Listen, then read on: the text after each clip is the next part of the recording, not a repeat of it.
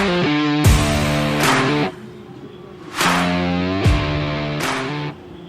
how's it going, guys? Welcome to the Bears Den Brownies tailgate. Nate Mullins, Tommy Hall. We are here, and this is not live, but you're watching us live on Heart of Ohio Sports. Thanks for tuning in with us. This is this kind of fun thing we're doing here, Tommy. It's something new, but it's something that we're trying to get kind of the ball rolling with, right? Absolutely. Trying to get the legs under us here at the Bears Den as they decided to start trying to open up Sundays, do a soft open to see what kind of appetite's out there for Sunday football. As you normally see us on Fridays and sometimes Saturdays for Heidelberg home football games. But right now we're out here cutting loose a little bit out on the back patio at the Bears Den for our Bears Den Brownie tailgate party. We also got Tiffin Browns backers out here as well. So, I mean, we got some people out here, even some of our main sponsors, Reno's Pizza and Pasta, Johnny Reno and John Reno. They blessed our bellies. Yeah, with their presence out here as, again, the Renos, they've always been loyal Browns fans, as Greggy can attest to, taking a few trips in the Renos catering van up to the land for some Browns games that have seen that van parked in the Muni lot plenty of times. But, Nate, again, we can't thank you enough for watching this video. Like and subscribe to our YouTube page as we continue to bring you more events that we're trying to put out and promote for Heart of Ohio Sports. All right, so Tommy, right now, 20-7 Browns. Baker already thrown an interception, really hasn't had much success in this one, but that Browns defense, that's making life miserable for him right now. So what's your prediction for the rest of this one? Brownies gonna close it out, win their first home opener, or win their first season opener in 17 years? I think watching this same game since 2018, I can attest to that. Once you get shook up, it's a little hard for Baker-led teams to bounce back, especially when you need big performances down the stretch. So can't say that Baker touchdown maker can't happen, but I think Myles Garrett kind of racked him there after those 2 consecutive sacks, and you know that defense is going to start pinning the ears back. Well, I think Myles was licking his chops knowing that Baker's not wearing a red jersey today, so he can actually get after it. Yeah, all right. I continue to get after it too over there at the Bears Den. May That's need right. Another refreshment as I think it's about that time. Oh yeah, it's about top of the third quarter a little bit. So It's almost beer 30? yeah, and I know attending plenty of games up there at First Energy, hey, by the time third quarter gets, you better get in line and get them down because they stopped selling them in the fourth quarter. Well, they don't stop selling them in the fourth quarter here at Bears Den, so come on out and join us next time we're here for the Bears Den Brownies tailgate. Once again, Nate Mullins, Tommy Hall, Greg Kinn behind the camera. Thanks for tuning in here on Heart of Ohio Sports. Stay tuned for more.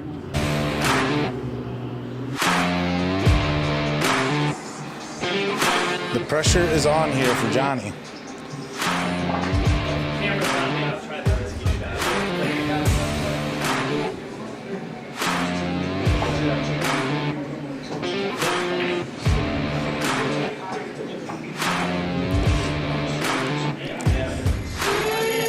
Johnny Reno's Pizza, longtime Browns fan as well.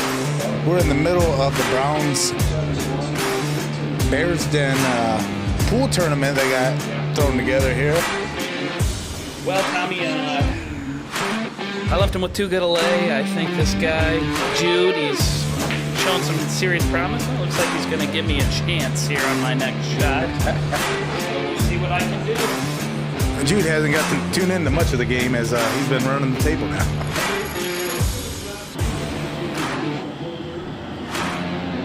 Big ass kick up on its way. And let's go! Hey! Let's go!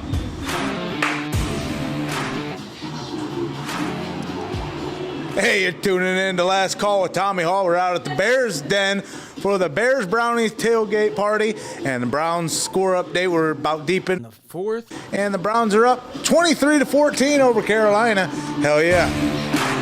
Todd. Les just sank 2 on you there. And the Browns just shit the bed in the secondary, giving up a huge Baker Mayfield touchdown. How do you feel about that? I feel like same old. It's like being in a bad relationship. Here we go again. Ever the optimistic Browns fan, Todd Kidd.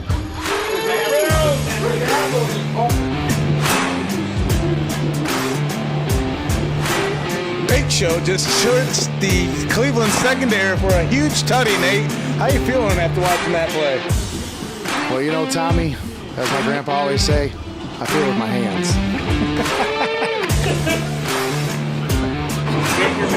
Fumbles the ball. Oh my God!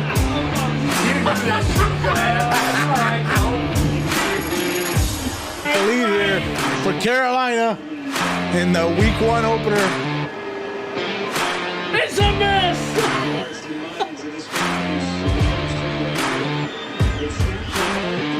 Oh, he got it. Middle. Uh-oh. Yeah! Get down there! Clock's still running though. Come on! Hey, we don't got enough! We don't have it? What are you doing, John? He's spiking. Now you gotta spike it! Get to the line! Hurry up! Come on! Get there! Yeah. Come on, roll, rush the line, let's go! Come on! Let's spike it! Let's go, spike it! Go! Spike it! Come on!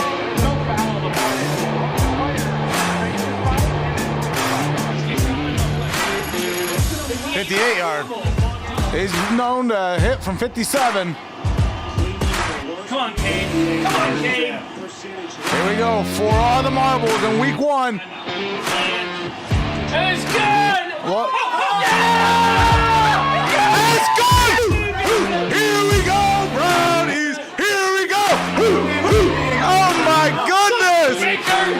Cade York from downtown! Look at this, 58-yarder! Look at that fucking boom! He had plenty of legs. That would have been 60. Oh my gosh!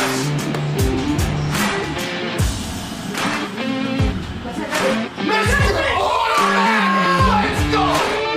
Whoa! Oh, he said let's do it. Let's go! Look at that move! There's still 8 seconds left! That's good. That's good.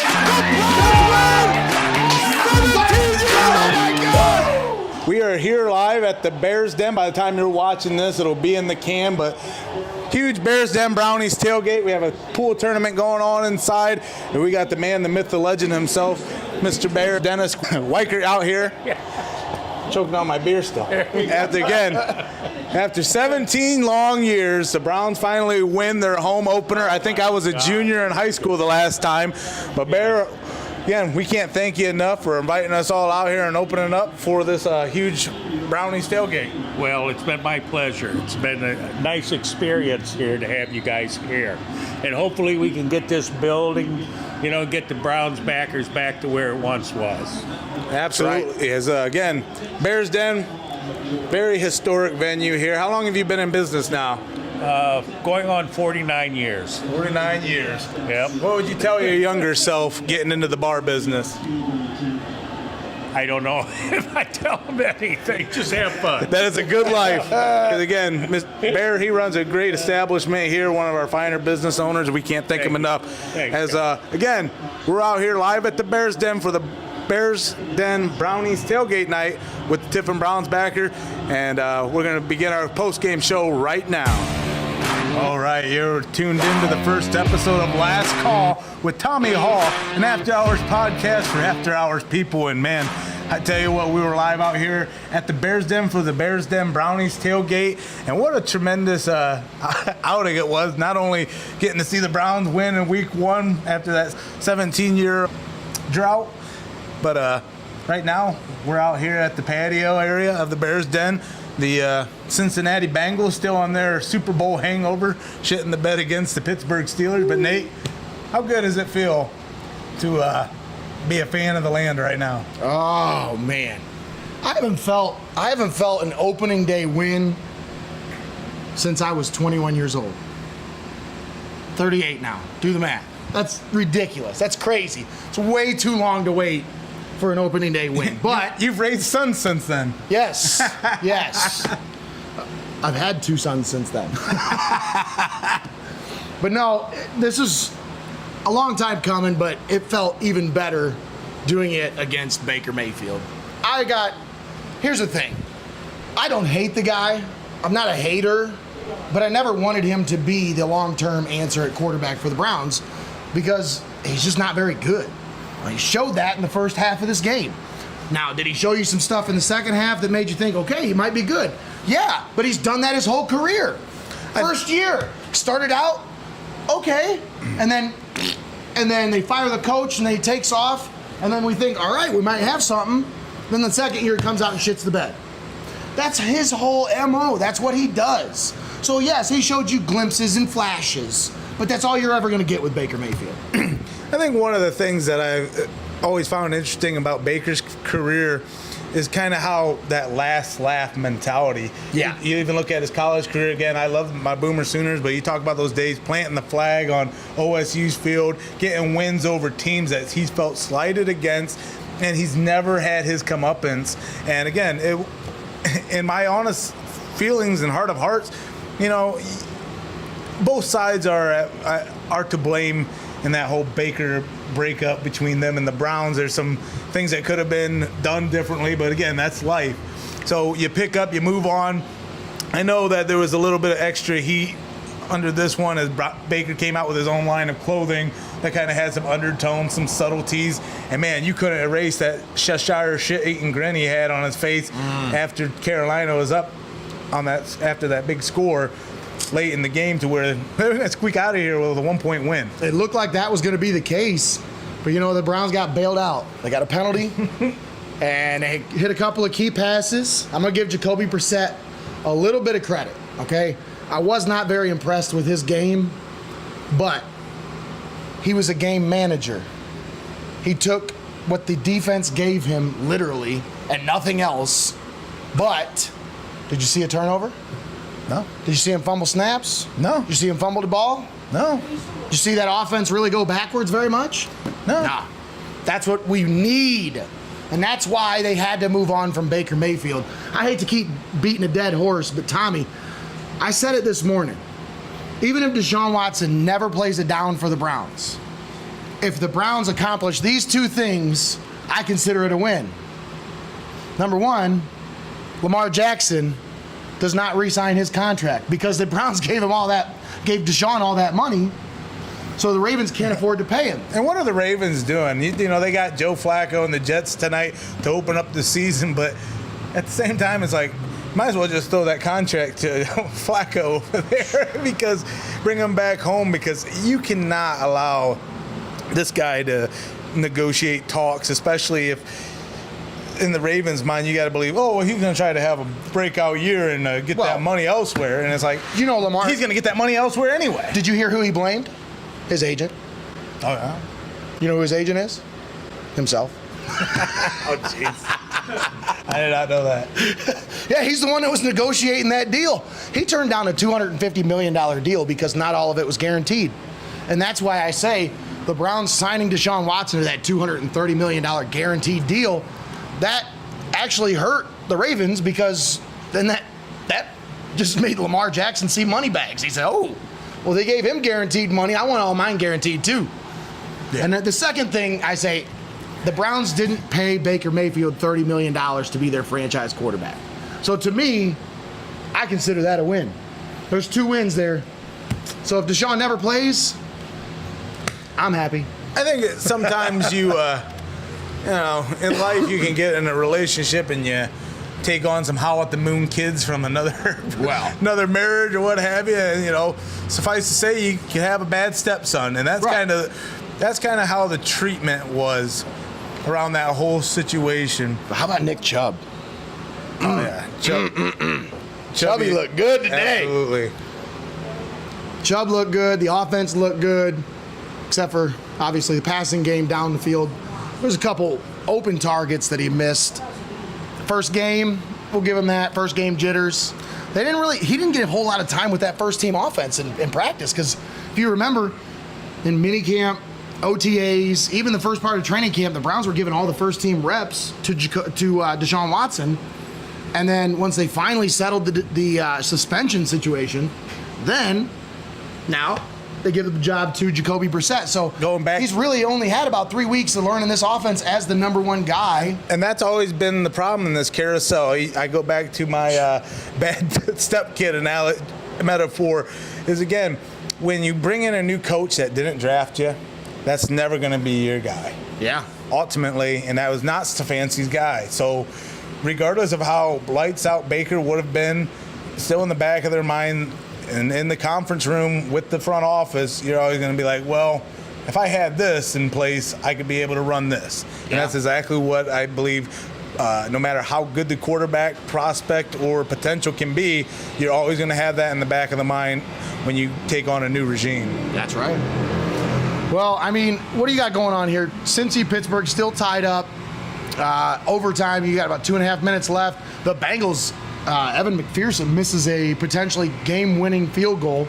And now the Steelers line up for their chance at a 55-yard attempt to win the game. Chris Boswell lines it up. Oh, football gods giveth and they taketh away. As I don't know. Joe Burrow's in that first half alone, 3 picks and a fumble. Ouch. And that's not going to win you many ball games. Looks... No, it bounces off the upright. Oh, my gosh. Oh, what a knuckleballer. Did you see it start to curve right and then went left? Yeah, you don't know who to root for in a game like this. It's like, it's like kissing your sisters. Yes, I love it. Nobody cares. Oh, man. So, Browns next game? Jets at home. Jets just got dispatched by the Ravens. I think 27-3 was the final or something like that. So, you can start looking ahead a little bit now. You got 10 more games until you get your franchise quarterback back, right?